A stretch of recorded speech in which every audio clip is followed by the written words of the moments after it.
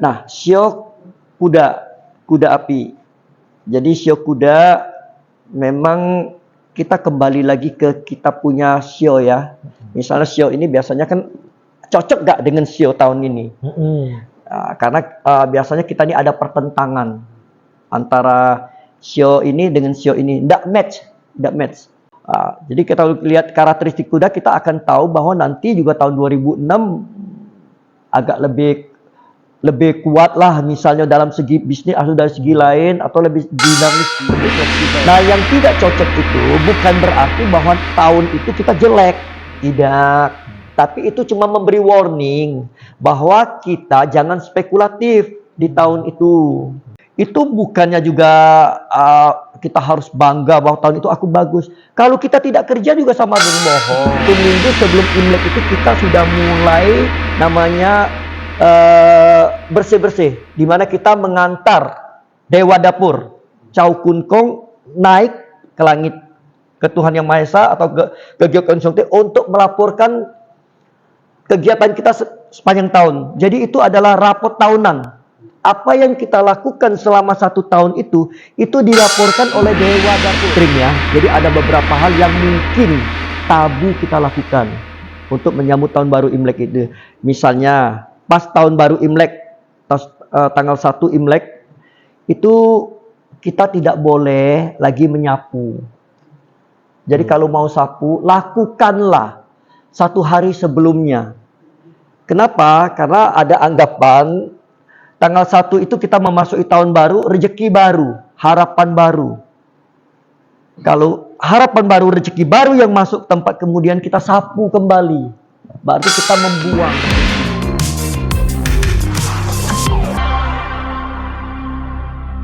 Selamat siang, kembali lagi bersama saya Muhammad Miftahuddin di Lentera Demokrasi.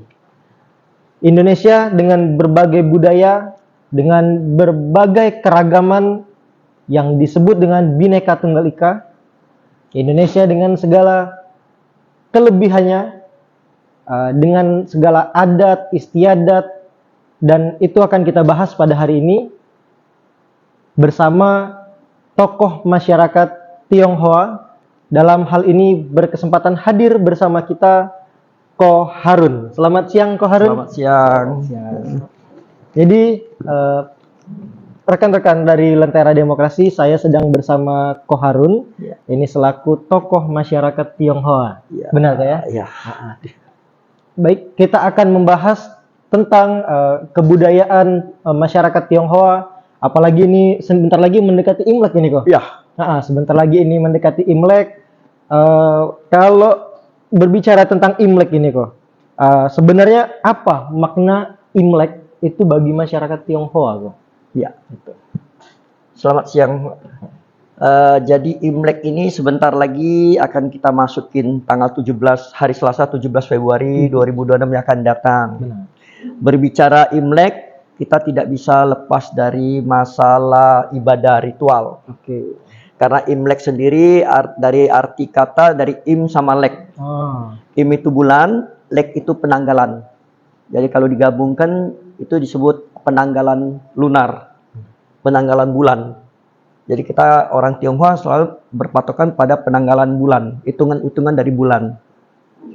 Nah, jadi kalau kita lihat dari Imlek ini, dari sisi penanggalan bulan, orang Tionghoa itu dalam perhitungan bulan Tionghoa itu ada 354 hari. Jadi peredaran bulan mengelilingi bumi. Jadi dihitung 354 hari. Kalau perhitungan Masehi itu 365 hari. Jadi antara space 365 hari dengan 354 ada selisih 11 hari. 11 hari. Makanya kalau orang Tionghoa Imlek itu dia akan bermainnya di antara Februari dan Januari. Januari akhir atau Februari selisihnya 11 hari. Nah, kalau di Masehi dia maju terus, maju 11 hari terus. Seperti Idul Fitri kan dia maju. Maju dari bulan ini maju. Nanti suatu saat dia mendekati Imlek. Karena kita nanti perhitungan Imlek itu ada hitungan bulan ke-13. Bulan double. Yang kebetulan tahun ini ada di bulan 6 Tionghoa. Bulan Tionghoa. Bulan 6 Tionghoa yang udah lewat tadi. Nah, Imlek yang tadi saya katakan itu tidak lepas daripada ritual. Rangkaian Imlek itu sebenarnya dimulai dari pada saat kita memasuki musim dingin. Tangce, ondel-ondel. Yang 21 Desember yang sudah kita lalui itu sebenarnya sudah masuk ke persiapan untuk menyambut musim semi. Oh. Nah, sebenarnya Imlek ini adalah rangkaian memasuki musim semi. Karena kita tahu di negara Cina itu ada 4 musim. Musim semi, musim panas, musim gugur, musim dingin. Nah, sekarang fase musim dingin di mana kalau di bagian Cina Utara itu musim dinginnya ekstrim sekali. Hampir semua kegiatan itu tidak bisa dilakukan, khususnya pertanian. Jadi mereka tidak bisa bekerja, tidak bisa bercocok tanam. Nah, memasuki musim semi ini, kita mulai lagi mereka euforia. Jadi nanti kita masuknya rangkaian masuk musim semi, itulah mulai ada kegiatan kita memasuki tahun baru, Imlek kata orang. Nah, jadi rangkaiannya dimulai dari musim dingin Tongce, kemudian 1 minggu sebelum Imlek. 1 minggu sebelum Imlek itu kita sudah mulai namanya bersih-bersih, di mana kita mengantar Dewa Dapur, Chow Kun Kong naik ke langit, ke Tuhan Yang Maha Esa atau ke Gyeokgon Songte untuk melaporkan kegiatan kita sepanjang tahun. Jadi itu adalah rapot tahunan. Apa yang kita lakukan selama 1 tahun itu dilaporkan oleh Dewa Dapur. Dewa Dapur atau kalau kita ngomong itu Chow Kun Kong. Kenapa disebut Dewa Dapur? Orang Tionghoa mengenal banyak dewa. Di dalam rumah itu sebenarnya ada 5 dewa yang melekat dalam satu rumah tangga. Ada dewa pintu, dewa dapur, dewa ranjang. Kalau kita orang percaya dewa ranjang yang menjaga bayi-bayi kita. Dulu waktu tradisi dulu menjaga bayi, kalau kita suka rewel itu biasanya ada dewa yang kita sembayangin. Kemudian dewa talang dan sebagainya. Nah, dewa dapur ini dia ada di dapur. Ditunggu di dapur itu. Dialah yang melaporkan semua kegiatan kita selama 1 tahun. Di dapur karena aktivitas manusia tuh lebih banyak di dapur. Masak di dapur, ngobrol di dapur, kebanyakan di dapur. Jadi dia mencatat apa perbuatan kita selama 1 tahun. Nah, inilah dia naik ke atas, Dewa Dapur ini melaporkan kegiatan kita selama 1 tahun. Itu rangkaiannya ya. Nah, disitulah kalau kita ngomong itu nama bahasa Tionghoanya tuh Jisi Siang An. Jadi dia naik 4. Nah, disitulah kita mulai bersih-bersih. Ada sebagian juga yang percaya bahwa dewa-dewa lain juga ikut naik. Di samping Dewa Dapur, misalnya Dewi Kuan Im naik untuk melaporkan kegiatan di bumi ini. Nah, saat itulah kita mulai bersih-bersih. Altar-altar kita bersih-bersihkan. Tapi ada juga orang yang sebelum 1 minggu sebelum itu mereka sudah bersih-bersih duluan. Jadi itu tergantung dari kebiasaan-kebiasaan itu. Nah, kita bersih-bersihkan, semua sudah bersih. Malam menjelang Imlek, 1 hari menjelang Imlek, tanggal 30 Tionghoa, besoknya tanggal 1. Tanggal 30 Tionghoa, kita ada ibadah lagi yang namanya ibadah kepada leluhur kita. Orang Tionghoa itu biasanya dalam rumah itu ada leluhur. Orang tua yang sudah meninggal, kakek nenek yang sudah meninggal, yang ada altarnya di rumah. Orang tua itu adalah pengejatawanan dari Tuhan Yang Maha Esa. Karena Tuhan menciptakan orang tua, kita lahir dari orang tua. Jadi orang tua itulah yang harus kita hormatin seperti kita menghormati Tuhan Yang Maha Esa. Tanpa dia kita tidak ada apa-apa. Kita tidak ada sama sekali.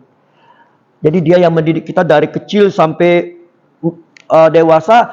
Saatnya dia tidak ada lagi, itulah tetap kita harus menunjukkan bakti kita kepada orang tua gitu. Kita mengucapkan selamat Imlek kepada orang tua. Jadi kita menganggap dia masih ada di dalam ruangan bersama-sama kita. Walaupun secara fisik dia tidak ada lagi. Nah, itu kita ada sembahyang kepada orang tua. Baru malamnya. Nah, ini yang penting malamnya ini.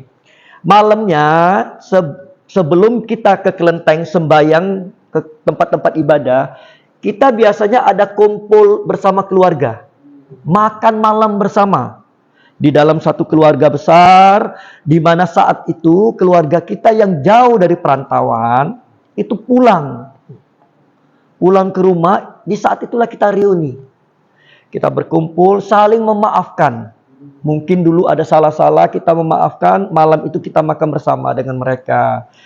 Menceritakan dulu-dulu yang lama kita buang, kita menyambut tahun yang akan datang dengan gembira. Persahabatan lagi, bertemu lagi satu keluarga, disitulah kita makan malam bersama. Nah, makan malam ini nanti banyak yang kita akan sampaikan mengenai sajian-sajian. Sajian-sajian itu misalnya makanan khas ikan bandeng. Ikan bandeng, telur, mie, semua itu ada nanti di situ. Jadi saya ceritakan rangkaian dulu, rangkaian Imlek itu aja. Baru besoknya malamnya menjelang jam 12 biasanya kita ke tempat ibadah. Kalau orang muslim itu namanya sholat id. Ya, pagi. Kami juga begitu. Kami sembahyang itu ke kelenteng-kelenteng, ke wihara-wihara, terus sembahyang untuk mengucapkan puji syukur sekaligus menyampaikan terima kasih kepada dewa-dewi, kepada Tuhan Yang Maha Esa apa yang telah mereka berikan kepada kita. Jadi kita badan sehat, kita ucapin terima kasih, berharap tahun depan itu lebih bagus dari tahun ini. Baru paginya tuh ada silaturahmi seperti ini, saling mengunjungi satu sama lain. Ya, nah itu nanti kita ada yang ke belakang lagi masih ada lagi sampai dengan cap gome. Ya. Dari penjelasan Ko Harun tadi bisa saya tangkap Imlek ini selain budaya tapi memiliki nilai spiritual yang sangat tinggi. Imlek ini. Ya. Nah, di Imlek ini, Ko, izin apakah di Imlek ini ada pantangan-pantangan atau memang ada sesuatu yang menjadi ciri khas dari Imlek ini sendiri di Indonesia, Ko? Ya. Tentunya kita memasukin tahun baru Imlek ini ada beberapa hal yang harus kita mungkin tidak lakukan. Katakan pantangan mungkin juga terlalu agak ekstrim ya. Jadi ada beberapa hal yang mungkin tabu kita lakukan untuk menyambut tahun baru Imlek itu. Misalnya pas tahun baru Imlek, tanggal 1 Imlek, itu kita tidak boleh lagi menyapu.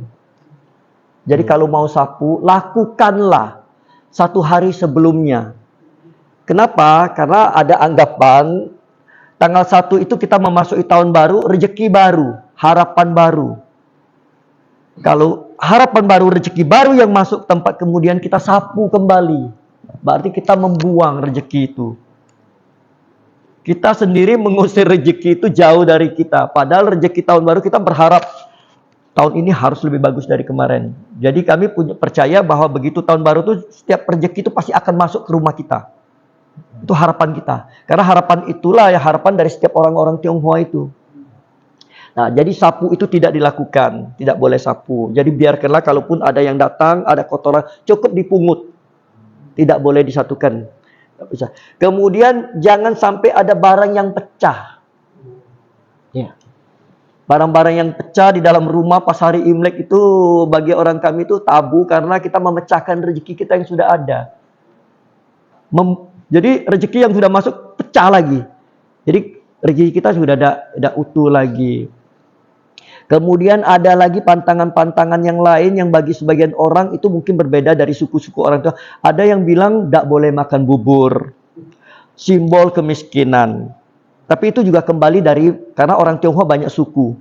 Suku-suku masing-masing suku dia itu berbeda sama satu sama lain.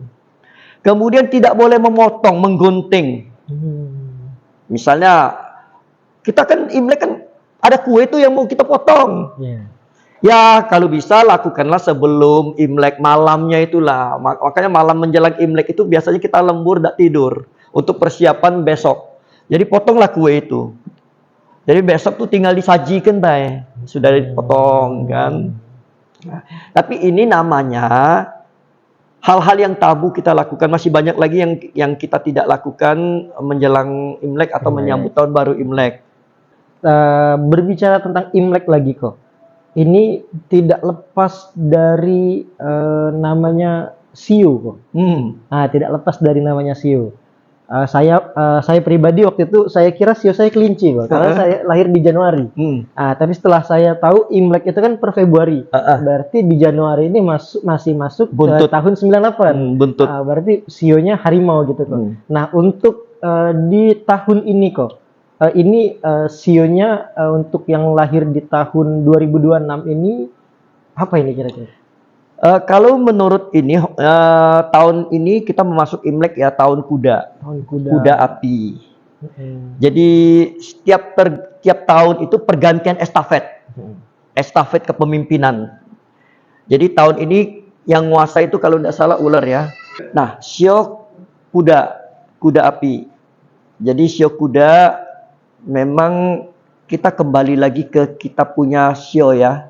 Misalnya sio ini biasanya kan cocok gak dengan sio tahun ini? Karena biasanya kita ini ada pertentangan antara sio ini dengan sio ini, nggak match. Nah, aku nggak tahu nanti itu sionya apa match cocok dengan tahun ini. Tapi bukan itu yang kita mau sampaikan di sini.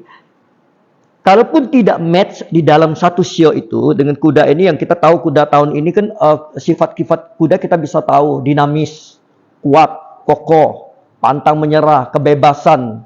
Sifat kuda itu kan kita tahu. Jadi kita lihat karakteristik kuda, kita akan tahu bahwa nanti juga tahun 2006 agak lebih kuat lah, misalnya dalam segi bisnis atau dari segi lain, atau lebih dinamis, lebih fleksibel. Nah, yang tidak cocok itu bukan berarti bahwa tahun itu kita jelek, tidak. Tapi itu cuma memberi warning bahwa kita jangan spekulatif di tahun itu. Tidak kita lakukan untuk hal-hal yang bahkan mungkin akan merugikan diri kita. Misal tahun ini kita anggap tidak bagus dengan itu, ciong lah kita bilang dalam bahasa Tionghoa, ciong.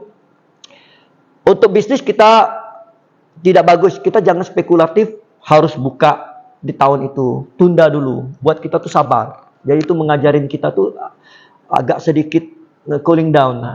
Nah, bagus juga tahun itu, misalnya tahun itu bagi satu sio tertentu itu bagus, dianggap bagus, itu bukannya juga kita harus bangga bahwa tahun itu aku bagus. Kalau kita tidak kerja juga sama dengan bohong. Benar. Kan itu tetap harus berusaha, tapi kalau kita berusaha paling tidak rezeki kita tuh lebih cepat nyampenya dibandingkan yang ini, lebih lancar, lebih mulus. Karena kalau kita ngomong jalan tol sama jalan biasa kan beda, mungkin lebih mulus. Sekali lagi ya tetap berusaha, tetap bekerja dan berdoa. Jadi sebenarnya itu ada sisi positifnya juga buat semua sio itu. Jadi tidak usah khawatir dengan hal-hal yang seperti itu. Terima kasih kok penjelasannya tentang sio. Ini berarti untuk rekan-rekan yang sionya misalnya tidak cocok atau kurang, itu bukan berarti langsung ini sial, tapi ini untuk warning itu. Warning aja kok ya. Baik kok. Imlek kok.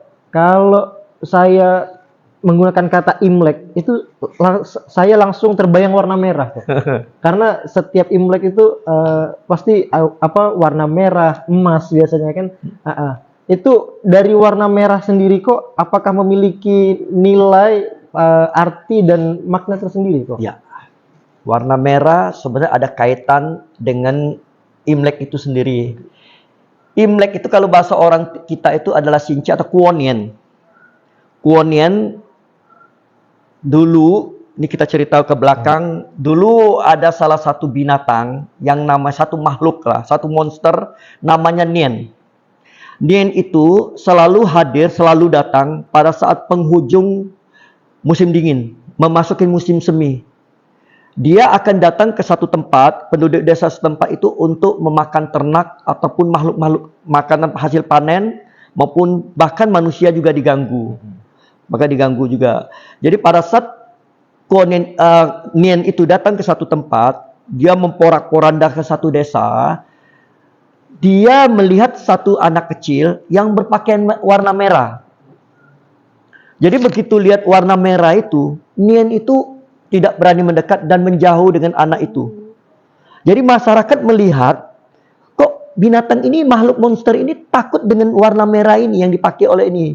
Jadi kemudian masyarakat setempat itu berbondong-bondong memakai juga atribut warna merah dan menaburkan genderang-genderang apapun yang dipukul. Tujuannya adalah untuk mengusir binatang itu. Nah, pada saat itulah binatang itu lari, orang desa menyebutnya sebagai kuonien. Kuo itu melewatin, nien itu monster. Jadi kita sudah melewatin satu monster yang mengganggu rumah itu loh. Mengganggu desa itu. Makanya disebut kuonien atau tahun baru. Tahun baru. Jadi pada saat itu semua desa itu sudah aman. Tahun berikutnya, berdasarkan pengalaman tadi, semua orang-orang Tionghoa itu memasang kain merah, lempar merah di depan rumah. Bahkan sekarang sudah ada sairnya kiri kanan.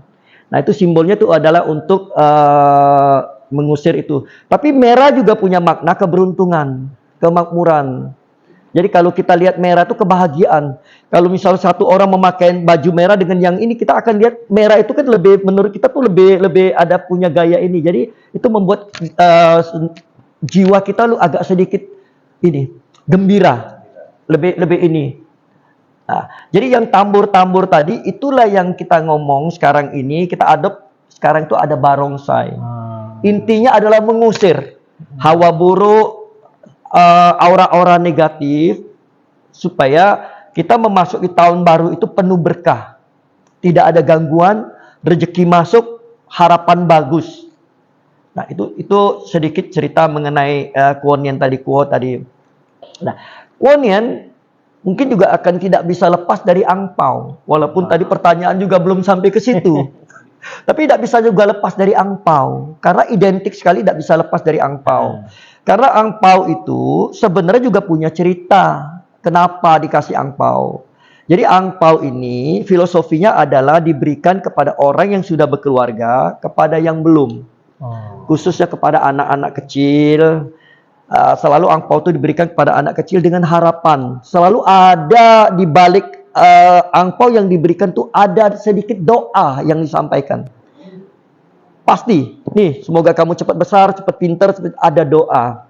Nah, dulu angpau bukan dalam bentuk uang yang sekarang kita lihat.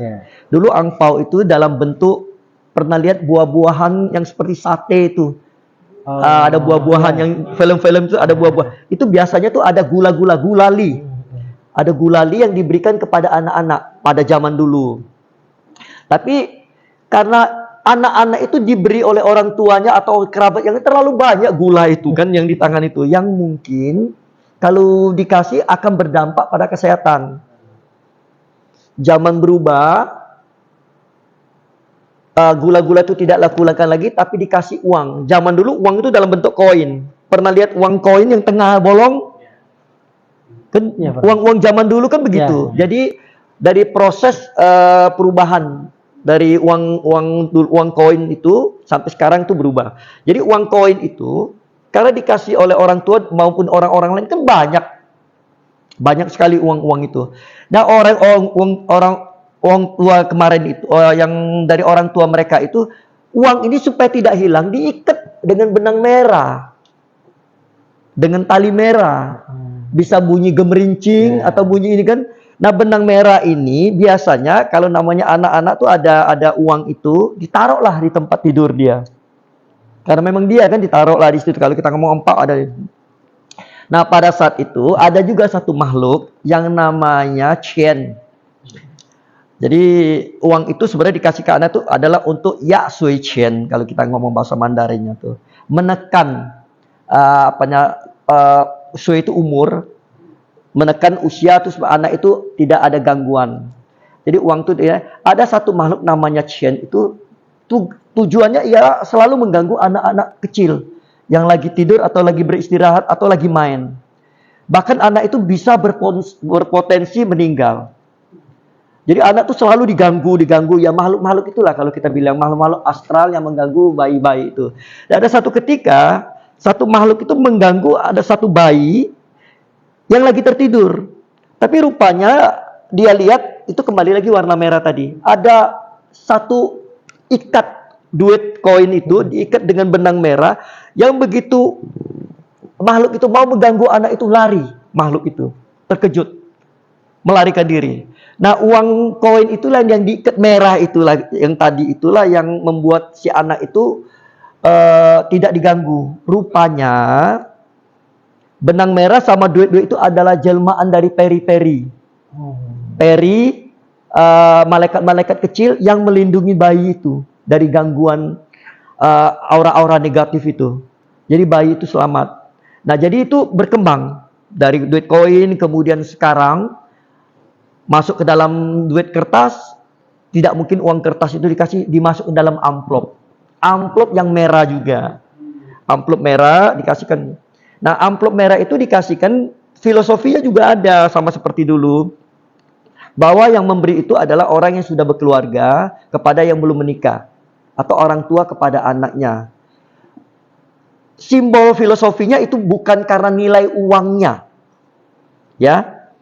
Orang selalu bilang, wah uangnya sekarang, zaman sekarang kalau dilihat, oh 5.000 sudah merotok. Yang kasih ini, jadi akhirnya bias kan. Sebenarnya uang itu dikasih adalah ada harapan bahwa yang menerima itu mereka akan sukses di samping doa itu. Yang memberi juga tangannya di atas.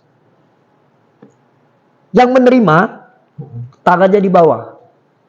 Kita menerima angpau kan namanya orang kasih kan tangannya di atas. Harapan kita yang memberi itu dia akan selalu sukses, dan yang menerima suatu saat juga tangannya akan harus di atas.